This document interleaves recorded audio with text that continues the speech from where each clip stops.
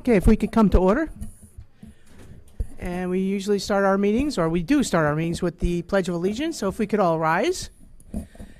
I pledge allegiance to the flag, United States of America, and to the republic for which it stands, one nation, under God, indivisible, with liberty and justice for all.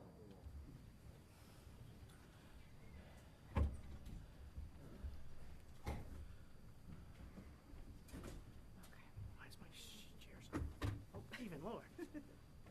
That's not going to work.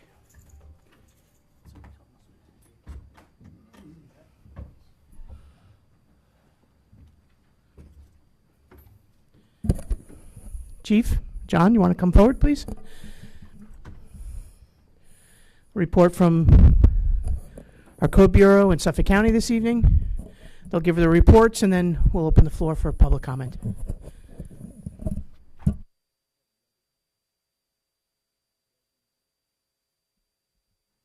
There we go. So mine will be quick tonight. I just wanted to discuss really quickly Suffolk County PD initiatives that we've undertaken. We have a whiskey unit, which is a 2-officer unit. It's assigned to patrol Port Jefferson several days each week. It's actually several nights each week. Specifically here, they don't go anywhere else. They come on duty here, and they stay here for 10 hours. 12 hours? 12 hours. 4 to 4. Yep. We have extended midnight patrols. Even though we haven't seen so many reports lately of people trying to get into cars, they're still happening. Maybe not so much here, but other places they're happening. We have officers doing stop and walk patrols of our business districts. That means they park a patrol car. You'll see the patrol car on the side street, sometimes on Arden, behind. They get out, they walk the entire area, sometimes 1 or 2 officers at a time. Each of the 4 sectors that are assigned to the Port Jefferson area come down and will do that once a tour at minimum.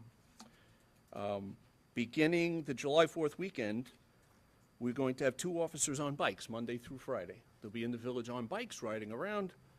Gives them a little more mobility than the the walking officers, because they can make a little more progress, go a little distant.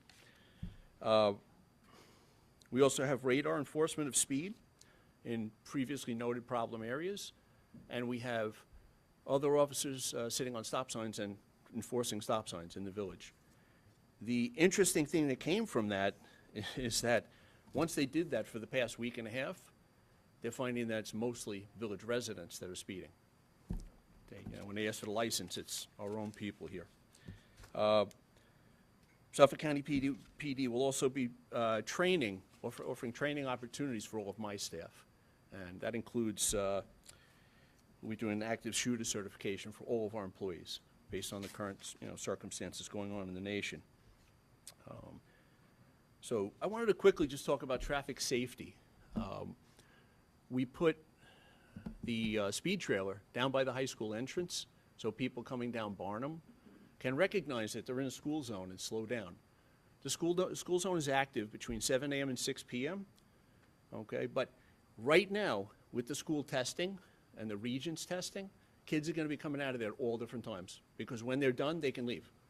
And where are they going to go? They're going to go downtown and get a pizza, or, So really want to stress to try to slow down on Barnum, slow down on Post, and slow down on Scraggy Hill. Slow down anywhere there's going to be kids running around, walking across the street. Because let's face it, they're not going to the crosswalk.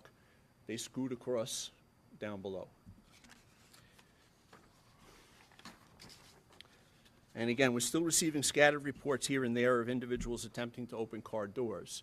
But what we're finding is, again, we say this every month for the last 4 months, if you lock your car, there's no incidences of anyone breaking into the cars. It's not worth it to them. It creates a crime for them. If they walk up and it's open, the crime is so minimal. So they would rather do that, and if the door doesn't open, they just go to the next house. So if you lock your stuff, lock your windows, lock your cars, you'll be safe. So I wasn't sure if I was going to get into this. I will. We have a thing here. If you see something, say something. We really advocate that.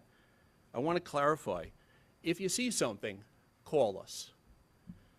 You would think, based on Facebook responses, that somebody's getting extra points for going on Facebook and reporting these things. Call us. If you're of good heart and you want to help this village, don't go on Facebook. Call my guys. We will listen, we will figure out what the problem is, and we will go fix it.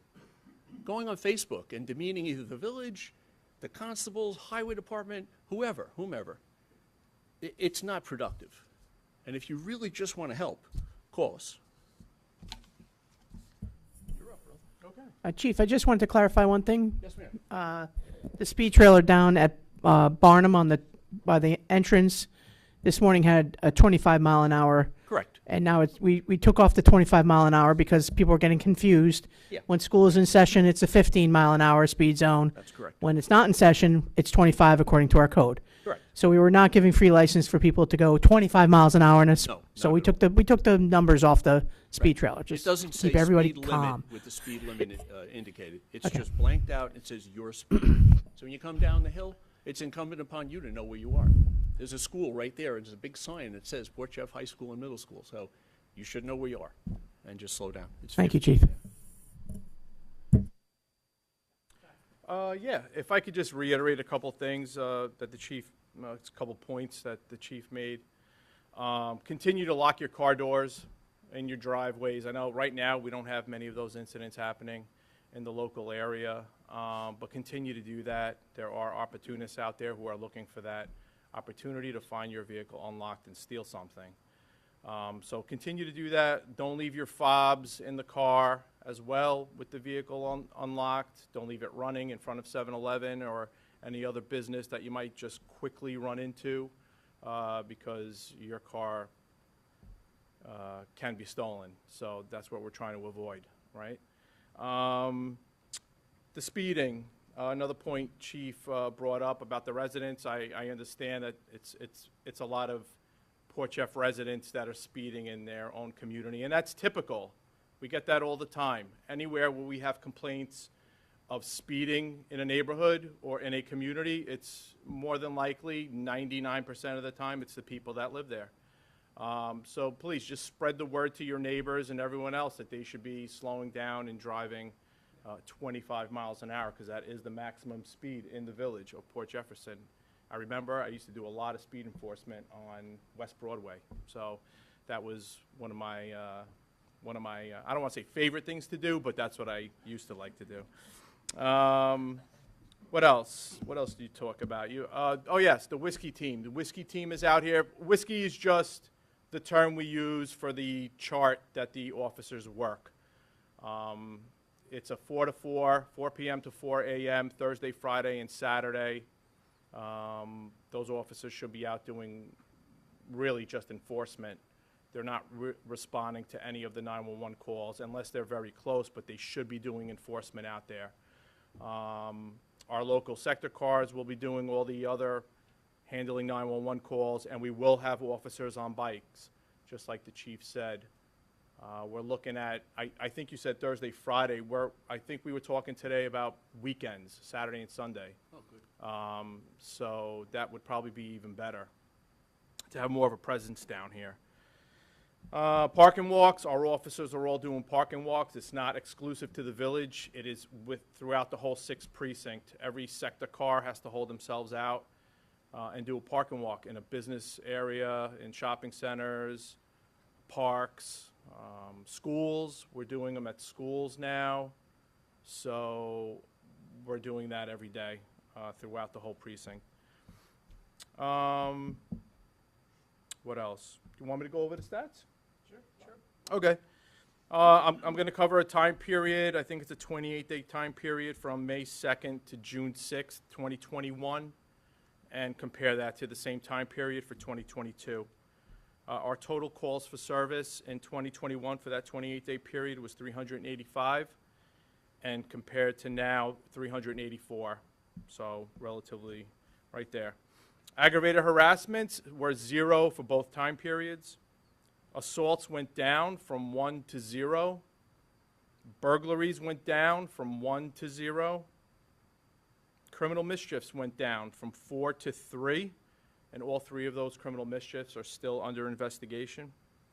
Grand larcenies went up from 1 to 3, and all 3 of those are still under investigation. Harassments stayed the same at 7. Out of those 7 harassments, 4 are still under investigation. I'm sorry, 4 decided not to press criminal charges, and 3 are still under investigation. Pettit larcenies went up from 1 to 8. 2 arrests were made for 2 of those pettit larcenies, and the other 6 are still under investigation. So we had a total number of criminal incidents, a slight rise. We went from 16 to 21. Our total non-criminal incidents, we had 347 last year compared to 350 this year. 80 cases, which are our calls for medical calls that we respond to, we went from 81 to 114. So a little bit of a jump there. Our overdoses went from 1 to 0, which I know a lot of you probably know of the overdose that did happen here in Port Jeff, correct? Is that right? A young man lost his life. An arrest was made of the drug dealer who actually sold him that fentanyl. So, you know, I don't know if it's good news but something came out of it where we made an arrest. The individual had some guns and some other things that he was arrested for, but we were able to track back to who it was. Disturbances, we went from 100 down to 75. Motor vehicle accidents went down. We had 20 last time period compared to 15. No fatal motor vehicle accidents for both. And our summonses had gone down a little bit. We went from 65 to 46. But I can assure you now with whiskey working, it's gonna really explode. I could tell you that much because I know in the past years when I was reporting stats with whiskey team working, we were always in the hundreds easily. So that's it. That's all I have. Does anybody have any questions regarding any of the crime stats or anything? Yes, sir. Sorry. Did you have? Yes, I do have a question. Yeah. Thank you for all those stats. Sure, They're yeah. great. What do you contribute the increase, the large increase in petty larcenies? Is there anything that's different that you would I don't. Let Contribute me that? see. Pettit larcenies. from 1 to 8? It looks like 625 Belterre Road, 655 Belterre Road. Those are all businesses, I believe, probably up there on 655 Belterre Road. Is that the hospital? Apartments, right? Yeah. Okay. So it looks like a lot of these are from apartments. Credit card, debit card taken. Yeah, there's a few credit cards there. Would that be out of vehicles or out of the homes? Probably open vehicles. Could be open vehicles. I don't have that information. Or somebody could have stolen it from, if they were in someone's apartment, could take a pocketbook, purse, wallet, whatever it may be, Okay, from that individual. got it. Thank you. Yeah, sure. Yep. Hi, thank you, officer. First, I want to say thank you for posting so many officers to check speed, check stop sign stops. I know those are huge quality of life issues for the residents. I know another quality of life issue that I'm often asked about is the noisy cars, and there's that the Sleep Act was passed. So is that something also that officers are writing tickets for? Yeah, I know we brought this up last time, and I don't know if there's actually, if a law has been put out there for that. I understand that it may have passed legislation or whatnot. I don't know I can. if there's actual law, but we do have noise ordinances that the officers should be writing tickets for. Sure. Yeah. Mufflers, loud music. I mean, those are all in our New York State Vehicle and Traffic Law. So Right. I think the act that was passed increased the severity of the fines for these modified vehicles. I can look into it and send along information if I can find. But again, those vehicles, and it's not just motorcycles and muscle cars. It's the ones that sound like gunshots that residents are very disturbed by. So looking to issue some of those tickets is the kind of thing, sort of like with our residents, where if they start hearing, there's tickets for speeding or stop sign, if the folks who like to drive their modified Subarus down here hear that they're issuing tickets for it, then maybe they'll pick a different path. okay. Thank you. Now, as far as the other noise complaints that come from businesses playing music, I sat and briefed the whiskey team. They know that we have calibrated voice meters. We can hear the sound, we can see the decibel levels, et cetera, and we respond right away. As soon as we're called, we go over, they'll come with us, and the first couple of times they go with us, they'll learn how to do that as well. Great, thank you. Yep. Oh, no. Sorry, open it back to the floor. And Mr. Bob Coburn had his hand up first. Bob? We just have to remember you have to step up and state your You have to name. come to the podium, put the green light on, speak into the microphone. This is for code enforcement or Suffolk County. And state your name and address for the record, please. Is it on? Oh, There yes. you go. I brought it up a number of times. There is still no area code on our vehicles, constable vehicles. No area Oh, code. 631? Yeah. Okay. I'm sorry, Bob Coburn, 109 Roosevelt, 109 Roosevelt. The second one, you were talking about Barnum Avenue, made me think about it. I've asked a number of times, I know our Highway Department Director, trying to get the roads restriped on both sides of Barnum Avenue by CVS. They're bone bare. I cross that all the time to go to CVS. Your village manager writing that down as you speak. You're talking about the crosswalk by CVS? Yes, both sides. It's on the list to be restriped. There's a lot of restriping has to be. About a week and a half ago, I watched the one with a stroller, almost total. I was out east the other day. I saw something very interesting. Instead of stripes, they had a bright green paint job with white on the edge. Stood out. I think that connects you to a greenway trail. It's more visible, but Okay. yeah. It's the continuation of a greenway trail. Maybe it was. Yeah, I believe Aye. that's what it is, because I think they just did that in Miller Place, Mount Sinai. Where the greenway trail continues and crosses a street, Yeah. they painted the crosswalk green. Thank you. In light of what's going on with the school, Yeah. exams, off schedule, again, I'm thinking about those two crosswalks for the students. And that's why we put the trailer there, and that's why we asked for increased speed enforcement on Barnum and Old Post. Great, thank you. Thank you, Bob. As far as the telephone numbers, we have a very small space on the rear of the car where we put the number, and to make the letters visible enough and big enough so people can see them from the sidewalk or passing, if we go, we'd have to go much smaller to put 631. What about that? You could put the numbers vertically.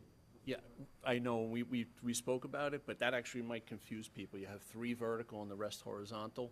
There's just a very limited space. So I'm not in favor of that. I mean, I can talk to you if you'd like, and you can call the office, I'll talk to you at length about it, but I'm not really in favor of that. Residents, they would know that number would be 631. Yeah, Anybody out of town. yeah. All right. Kathleen? Green button. Oh, Kathleen Riley, 17 Leeward Lane. I just want to thank the code because it was during this past month that there was an incident right within the condos where I am in Highland Condos.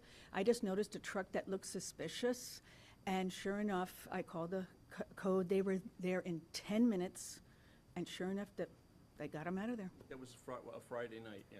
I read Yeah. the report on it. Great, And there but were thanks. actually 2 vehicles reported that night driving around. Wow. A truck and a car. But thank you. I really appreciate it. And to just add to that, I got a commendation from someone at the Highlands that there were some children fishing in the ponds there. And the woman who had called that in wanted to thank the code department for their quick response and how they handled it so nicely with the children and their families. Got to put your koi somewhere else. Yeah, we were able to get a hold of one of the dads, and he came and picked them all up and read them the riot act and said, Couldn't be- we'll fish somewhere else, guys. Anybody else have a question or concern for the Code Enforcement Bureau or Suffolk County Police? No, thank you, gentlemen. Thank you for your hard work and service, and Here you go. give our respects to Inspector Riley. Will do, thanks. Yes, You're welcome. absolutely. Thanks for all the extra patrols. It's fantastic. Okay, we're going to go to our trustee reports. We'll start at our far left with Trustee Cassay, and we'll move across. Thank you, Mayor. Thanks for everyone for being here and tuning in. Sharing a lot of events. I know we personally have a lot of events going on in June. It's a lot of graduations, birthdays, things, weddings, things like this, but other important village events. So we have the tomorrow on Tuesday the 7th at 7 p.m. at the high school. There's a special Board of Education meeting to discuss proposed capital bond projects. So it's a great thing to go attend, as there will be a vote later in the year on these proposed capital bond projects. Speaking of the high school, prom painters are still needed. I went down and for the first time, because this year I realized that you didn't have to be a parent to go paint for the prom. And it's a no experience needed task. It's a lot of fun. And it's truly lets you see just how incredible the work is that they're doing down there. So if I can share a link to sign up if anyone emails me at trustee-casse@portchef.com, or I'm sure you could find that on the websites or Facebook pages of the folks working on this. And I commend them for their great work. The village election is June 21st, 6 a.m. to 9 p.m. at the Village Center. So mark your calendars for that. There is a Meet the Candidates night this Wednesday, 6 p.m. Village Center. There is a Learn and Lend a Hand program, which is the program's educational programming to help save and beautify the pollinator gardens here in Port Jeff Village. That will be at High Street and Spring Street, that triangle garden there, on Sunday, the 12th of June, 11 a.m. to 1 p.m. Just like prom painting, no experience needed. If you're curious what are pollinator gardens, or you want to start one of your own at your home, this is a great way to work with fellow community members to learn about that. Volunteers are also still needed for the Long Island Maker Faire. That's a great event here in the village on Saturday, June 11th. And if you have your agendas, you can see the sign-up link on there. We had a great morning at the Beach Street Community Garden this past Saturday. A group of gardeners and community volunteers got together. They built 2 new gates for the garden. They installed little mailbox cubbies so gardeners can store some tools, gloves, and a seed library as well. And then the brightest thing you'll see if you drive by the Beach Street Community Garden is a beautiful piece of artwork that was created and donated by a Stony Brook student, Erica. She was inspired by the village, inspired by the garden, and asked if she could create this nice sort of plywood painted artwork there. So we've already gotten a lot of compliments just being there at the garden, working from people walking by and saying just how nice it's been to see this continuing to improve that parkland. And lastly, I'm just hoping that we can get a meeting soon with Elizabeth Hornstein. I've been in contact with her for a couple of months now. Her job, she works for the Long Island Sound Study, and her position exclusively is to get grant money. Villages like ours, municipalities who have goals concerning flooding and other environmental issues, to connect us with grant money that's available on the state and federal level. So I look forward to meeting with our administration and Elizabeth soon, because my meetings with her so far have been very fruitful. And that concludes my report. Thank you, Rebecca. Moving on to Trustee Laux. Thank you, Mayor. I'll start with news from the Recreation Department. Right now we're running senior programs every Wednesday from 10 to 3 o'clock in the afternoon. We're also painting lines on the pickleball courts at the village tennis courts. We started last week and we had to stop because of the inclement weather, but tomorrow we're going to finish painting those pickleball lines on the village tennis courts. Those courts will be closed. Good news for the future. Once we get those courts up and running, we will be moving away from Kipley, so we'll have no more interference with the basketball programs over there. The free pickleball clinic that we had planned for Texaco was postponed. Right now we're planning a joint pickleball clinic to be run at Texaco and at the village courts. That's going to take place in July, and we'll be announcing that soon. Right now we have about 140 youngsters playing pickleball, and I'm hoping and praying that this thing explodes as soon as we get some room to play. I want to give you a partial list of some of the programs that are available to both youngsters and adults that we run out of the Village Center. We have tennis, softball, basketball, creative painting, music, various fitness programs, yoga, swim lessons, dance lessons, horseback riding, all sorts of rowing programs, pickleball, and many more. So if you're looking for something to do, check our programs up at the Village Center. We're still registering youngsters for the summer camps. We still have openings for half-day and full-day camps. If your child is looking for a camp, we still have some openings. We also have job openings. If you have youngsters 14 and up, we're looking for junior counselors, senior counselors, lifeguards. These positions are still open, so you can apply through the Village Center. We have a bus trip running to New York City on June 26th. You've got a choice between two different shows. One is The Company, and the other is The Funny Girl. And again, you register through the Recreation Department. A note from the Parks Department, all of our kayak racks are full. However, we do have a few vessels that are in there without proper permits on them. We want to remind everyone that you will get a warning sticker on your vessel, and then that vessel will be removed. If you don't have a sticker in plain view, it should be there so we can see it. News from the Country Club. Membership has now exceeded 600 members. This certainly indicates that we have an exceptional facility. However, golf courses can only effectively handle so many golfers. We may be having discussions in the future, the very near future, about putting a cap on our membership so that we can guarantee adequate playing time for everyone up there.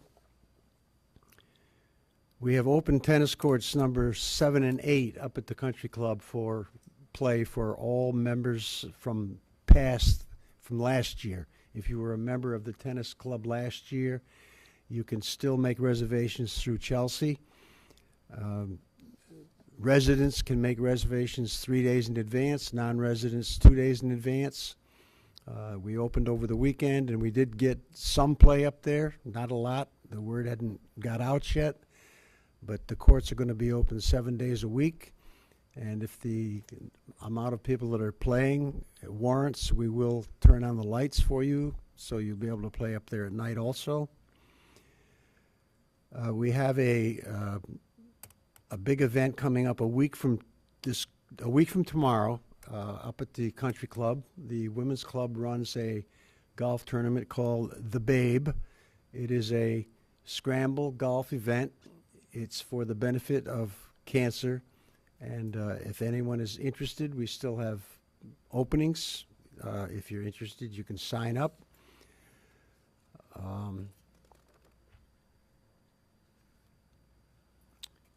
I want to make everyone aware, by the way, that the eating facilities up at the Country Club, they're not private. They're public places. The Turn and as well as the Waterview. These are public restaurants. Many people are not aware that they can go up there and go to these places. I want to congratulate our Port Jefferson varsity baseball team. For those of you that do not know, they are the Long Island champions. They were the Suffolk County champs, and they beat Carl Place last week. I'm looking at Joe over there because he lives in Carl Place. And the final thing on my report is to wish Barbara Sakovich a very happy birthday tomorrow.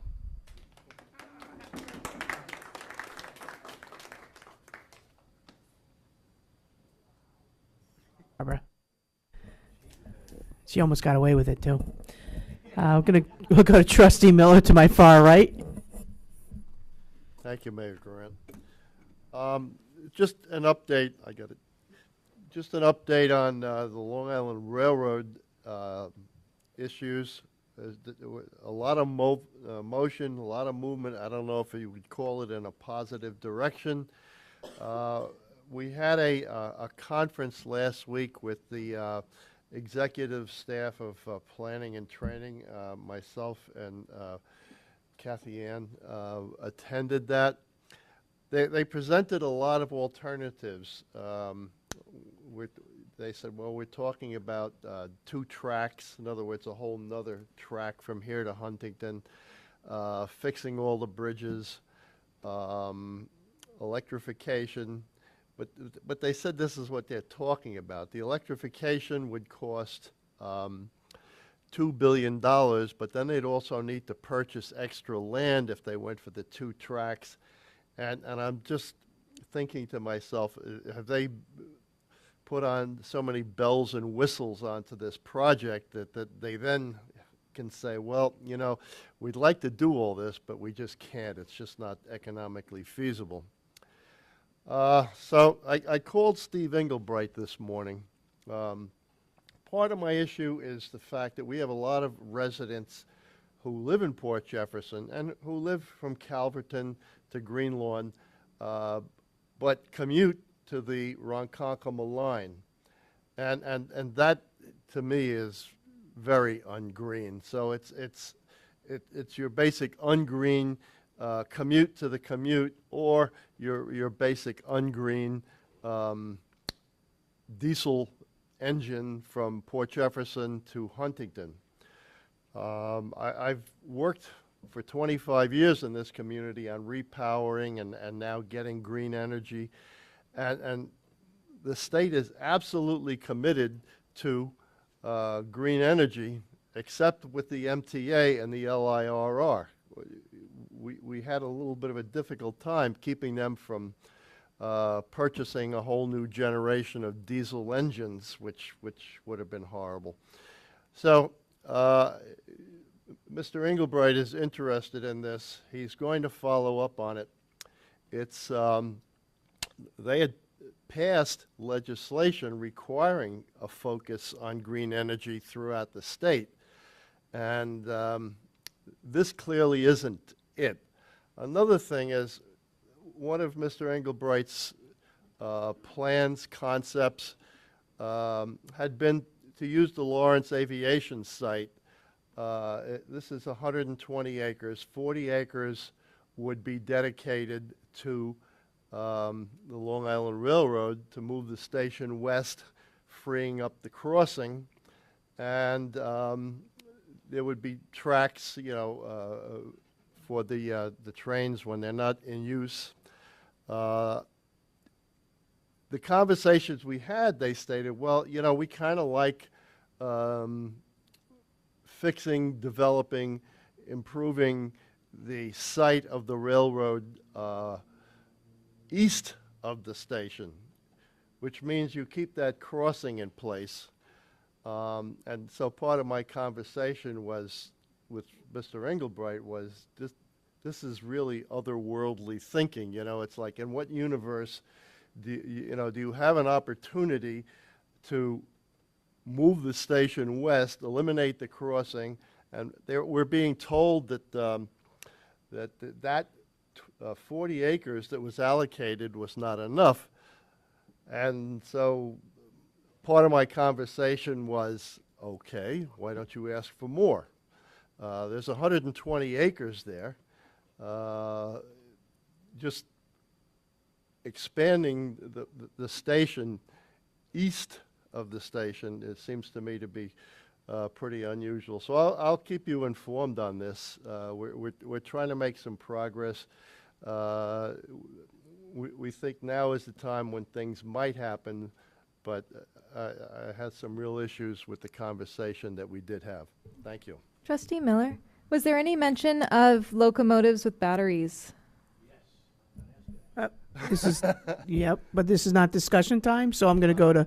Okay. I asked that question. You know, there is an experiment going on Oyster Bay to the North Shore line, and with batteries, and they said, well, we're not ready to comment on that yet. You know, they wouldn't even give us a sense of how it was going. I had a one-to-one conversation with Phil Ing, the former Long Island Railroad chairman, and he was very optimistic and very positive.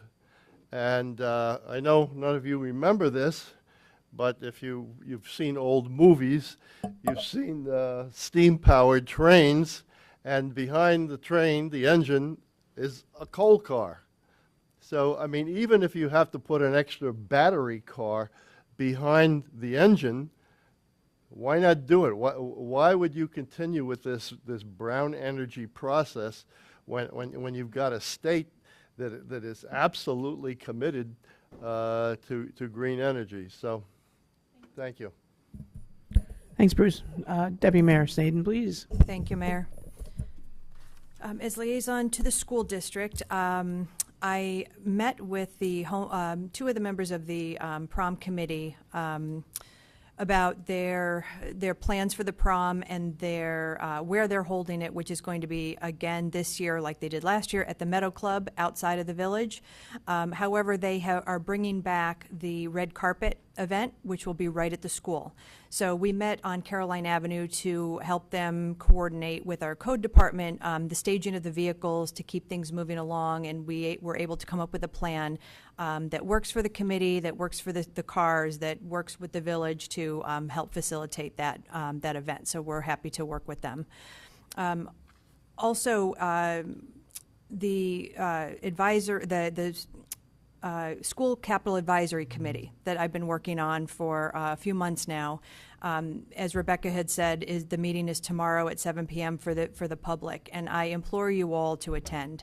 Bring a friend, bring your neighbors, let them know what's going on. It's so important. It's going to be a big bond vote coming up in December of this coming year, and there's so much information that is hard to get by word of mouth. It's best that you attend. I don't know if it's going to be Zoomed or online or recorded, so please try and get there if you can. Additionally to that, I have mentioned in the past, please go and take a tour of the facility to see what it is they're discussing. It's very important. It's very eye-opening when you see it for yourself. So please make an effort to attend. The Maker Faire, Saturday, June 11th, 10 a.m. to 5 p.m. I've been working with the museum about coordinating again with our code department for security, for road closures, for parking, and that's shaping up to be a great event, as it always is. We're glad to have it back after the COVID years and get back to the fun with the kids and all of the great things. The robots are going to be there. It'll be a fun event. The Dock Dogs event is the next event coming up on July 23rd and 24th, 10 a.m. to 5 p.m. We're still always looking for sponsors for that event. We're open still for vendors, so please come out, whether you have a dog or not. There'll be lots of events. Vendors, of course, the Dock Dogs. I'm sorry, it's called Port Paws Dog Festival featuring dock dogs. It's a mouthful. But watching the dogs fly and do their thing into the pool will be a fun event. So bring your families. We're hoping for good weather, and we're looking forward to that. If anybody wants to join the event, sign up their dogs for whether it be the Dock Dogs event. There will be other smaller events for your dogs that aren't trained to jump in the water. You can go onto our Facebook page, and there's links there to sign up for whatever event it is you want to participate in. The next event after that is a week later, Port Palooza Music Festival down at Harborfront Park. That's from 11:30 a.m. till dusk, so please take a walk down there and listen to some great music. And the last thing I want to report on is something that I haven't talked about in quite some time, which is our zombie homes and our zombie task force. So it has been brought to my attention on Facebook that there are a couple of homes in people's neighborhoods that have been empty and unkempt, and they need some attention. So first, I'd like to please ask you to email me at trusteesnaden@portjeff.com. If there is a zombie home in your neighborhood or one that you know about, don't just post it on Facebook and hope that I see it there, please feel free to email me. Go on the resident portal, call Village Hall, speak to Barbara or Joe, and please let us know about that, because every day that goes by with us not having that address on our radar is just one more day of unruly grass and wildlife and squatters and anything else that can happen. We want to. It's much better if we can get a handle on those immediately and not after there's a problem. So please let me know about those. The one that was brought to my attention on Facebook has already been put down on the list.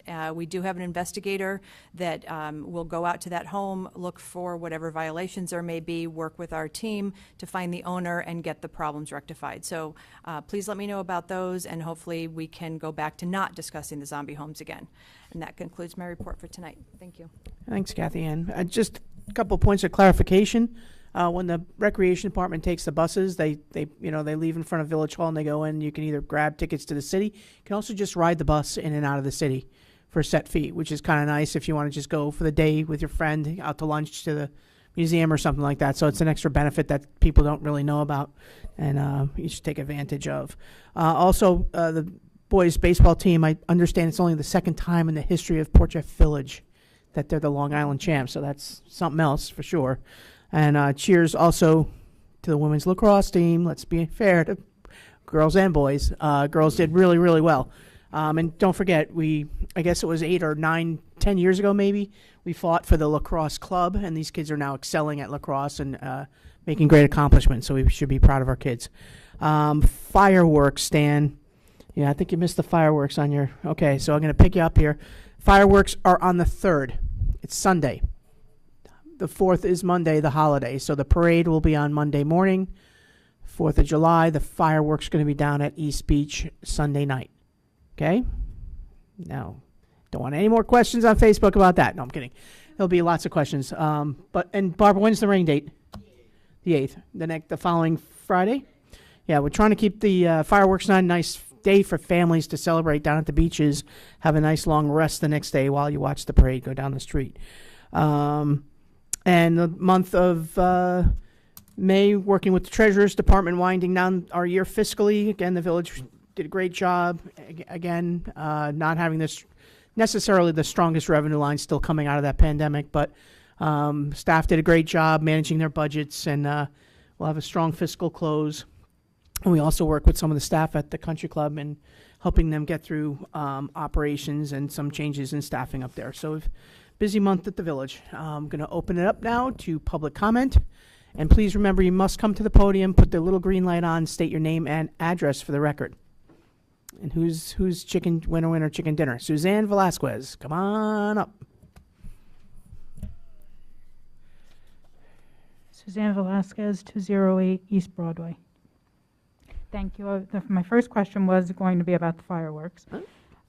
Second, to Kathy Ann, what day and time is the red carpet for the prom?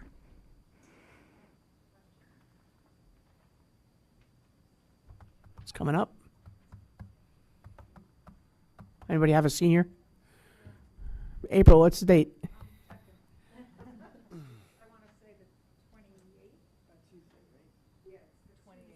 Oh, it's a Tuesday? Bookings? Oh, right, okay. They're closed anyway on Mondays, so that gives us a little extra time. Okay.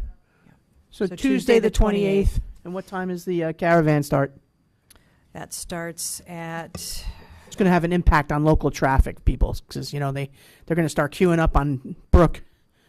They still, when we met, they still didn't have the time that they wanted to. They were still working with the parents on that. Okay. Because they were figuring out the time frame and logistics from, what's going to happen is they're going to queue up on Caroline. Code will block off Barnum Avenue. Ferry traffic will be rerouted through the rocket ship parking lot, if there is a ferry at that time. Gotcha. Yeah, it's not great, but it's supposed to be quick the way they are organizing it. So the cars will queue up on Caroline, make the right onto Barnum, into the school parking lot. The child and their date will exit the car, do the red carpet, up the staircase, get the pictures. The car will then proceed around the circle. The kids will walk over, get in the car, so every car has to have a separate driver, and then they will go back out onto Old Post Our kids, right? to 112 and up to the Meadow Club. That's the plan. So once they get the timing of how long that's going to take, Yeah.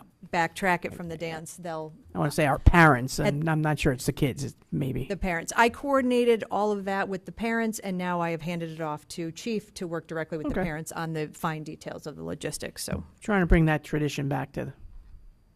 And I guess they're at the Meadow Club because they had to book it during COVID, so they were still uncertain about the buildings. Okay. Mr. Coburn, up. What's that? For the times? Yeah, I definitely can. You're welcome. Mr. Coburn? Sure. I'd like to hand out something. There you go. Already gave one to the recording secretary. Barbara. My name is Bob Coburn. I'm with the village 60 million years. Seriously, since 1966. You want me to answer all these questions tonight? Well, I thought it's It's like- basically two topics. Okay. The apartments. You're speaking to us?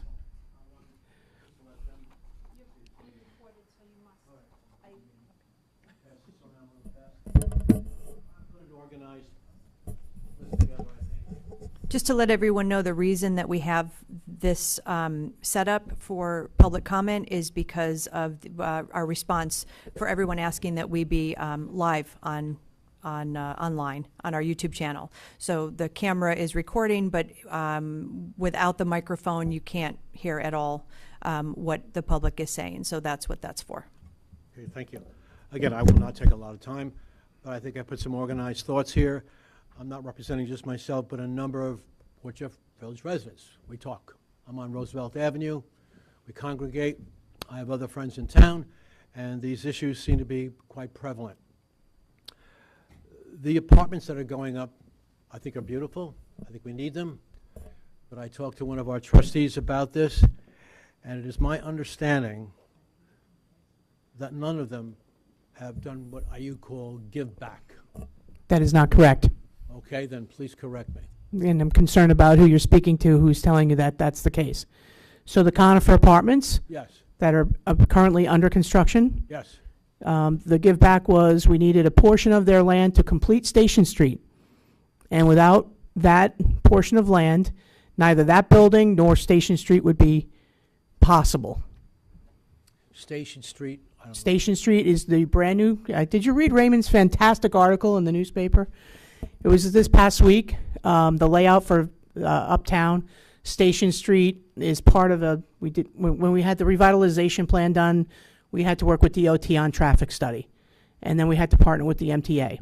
Right now you have a train crossing and a Suffolk County bus stop right on top of each other and two curb cuts, one to go into the train station and a second one was a small easement to get to an old retired fire bell that was back behind the Bada Bing. So Okay. the first thing they wanted us to try and do is eliminate the two curb cuts and get traffic off the road as quickly as possible because as you come north on Route 112, you have a two-lane road that merges into one lane and the traffic backs up. And so they said, you need to get the traffic off of Route 112 as fast as possible. So we negotiated installing Station Street, which will be a first right-hand turn. The train station entrance is then going to come off of Station Street, and the Suffolk County bus stop is going to be moved off of Route 112 down Station Street. So that was a negotiated condition, I would say, of the site plan review with that particular developer, and that was deemed their contribution to the village.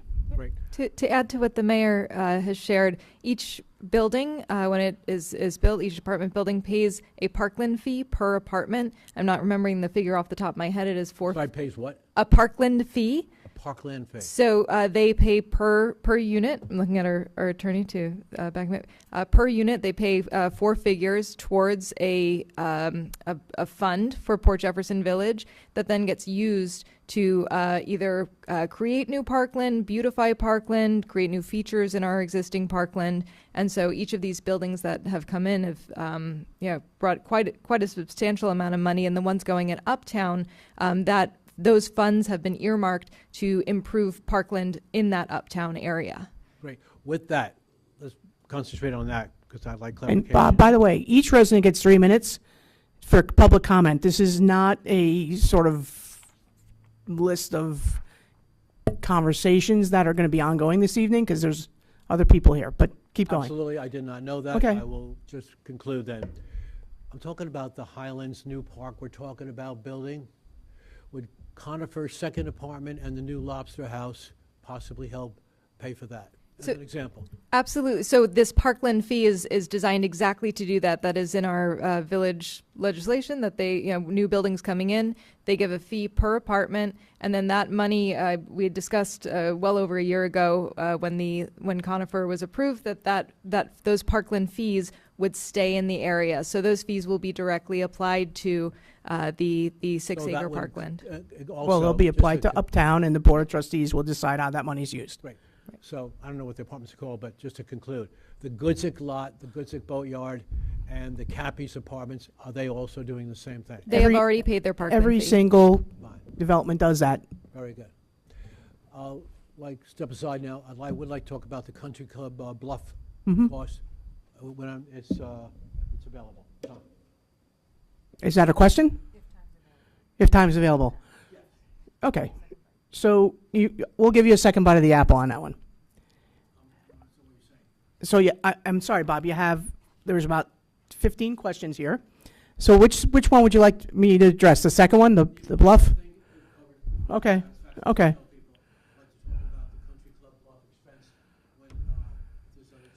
So the Port Jeff Country Club expense of I think it's 4.9.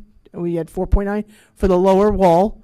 We have grants still pending with FEMA, or applications still pending with FEMA. We have discretionary funds in with Congressman Zeldin's office, requests for up to $10 million. And we're going to see if we get assistance to stabilize the bluff. Obviously, we're going to use that money. If not, yes, then the taxpayers are going to bear the burden for stabilizing the bluff. So the last question would be the bluff rate, but then to improve the whole bluff, it's not going to cost extra money and an extra job. I'm not sure I understand your. Yeah.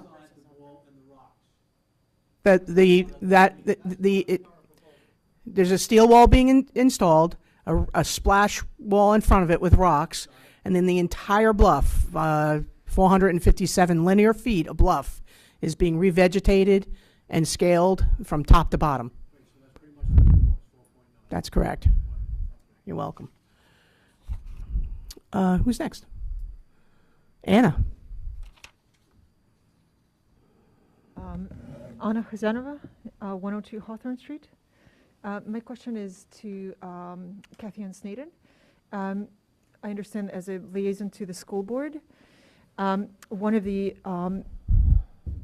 projects proposed for the bond is put in the turf and lights at the high school stadium. And I understand that the school is not required to go through the building board, through the building department to put the permits in, and the building permits in. So my question is, if the turf and lights are installed there, particularly the lights for the evening games, the area of the Brook Road becomes really dangerous because there's no adequate parking there at the moment. The area is already pretty dangerous when there are games during the day, when the car doors open up and there's barely a space for the cars to come through and the pedestrians walk and there's no sidewalk. Have the village had a conversation with the school about the implications of having the lights in particular in that area? And is the village prepared to deal with the increased traffic and the need to install sidewalks or improve other safety measures on the Brook Road in particular?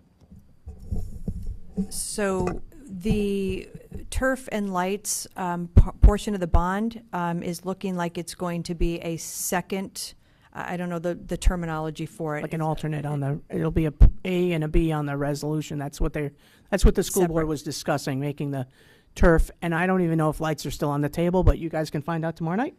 The last meeting, the discussion of the turf and lights was a separate discussion from the building itself and the improvements to the different buildings and structures and drainage and all of that stuff. So I know that the committee had agreed to bifurcate those issues and keep them separate. How they're going to appear on the ballot, I think, is still up for discussion, which is part of what tomorrow night is going to discuss. As far as our discussions with the school district about the lights in Brook Road, not specifically, only in our CAP meetings has it come up, and those are definite concerns. So if it gets to that point where it is voted for, or anytime there is a discussion of that, I would definitely have input on that. Brook Road it's very dangerous. The way the hill is, the way the parking is, the walking, and when the Brook Road parking gets full, people park on the side streets and then have to cross over. So I don't know that the lights would necessarily increase those occurrences. We still have a lot of games there during the day. Does it make it worse? It's nighttime, maybe.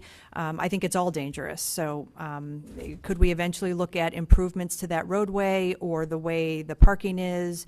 Definitely. Maybe there's a way we could park at the school and there could be a shuttle that the village could help with. I don't know. But yes, to answer your question, yes, I'm discussing that. Part of the concern that I have is that once it's voted to have the turf, the lights in there in particular for the evening games, the conversation about, well, it's actually really dangerous and all of the preparation, it's almost like a backward discussion, because before that proposal put in and thoroughly discussed, the villagers need to understand the implications of that. And at the moment, the argument is like, let's do the lights and turf and lights, because that will increase our ability to play. And it feels like at least the conversations that I had with people about that, the question of safety, especially on the street and the parking, that is just like not a part of the consideration at all.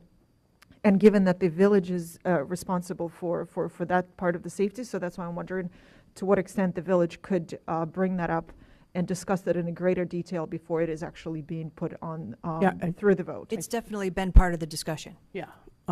Throughout.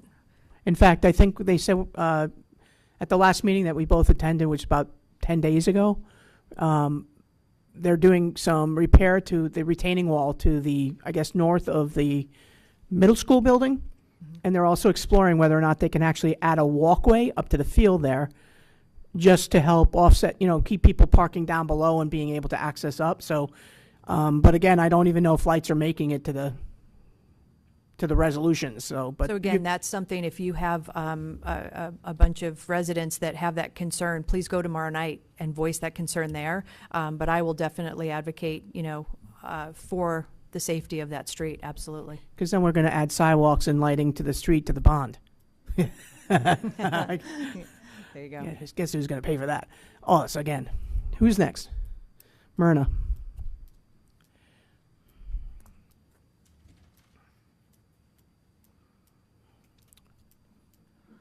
Myrna Gordon, Rustic Road, Port Jefferson. Stan, just one comment.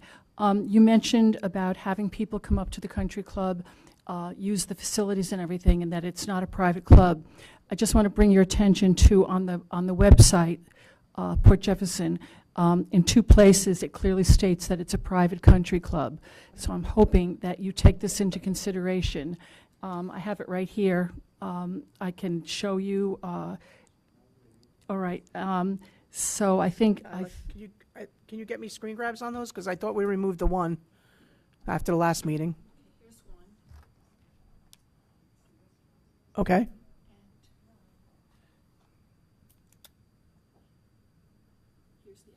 Okay, both on the, okay, got it. You're welcome. Teresa. Is that it, Myrna? Wow. Uh-oh. See what happens when you tease the cat. I have to say one thing. You mentioned the boys' baseball team, correct? Yes, I did. There is a young woman playing on that team, correct? I believe you're correct, yes. And this month, Margot, is the 50th anniversary of Title IX that I celebrate and worked very hard to pass that law in 1972. So congratulations to the baseball team and to the young woman who is playing on that. Awesome. Thanks for bringing that up. Who else this evening? Pat? No. Barbara? No. Joe?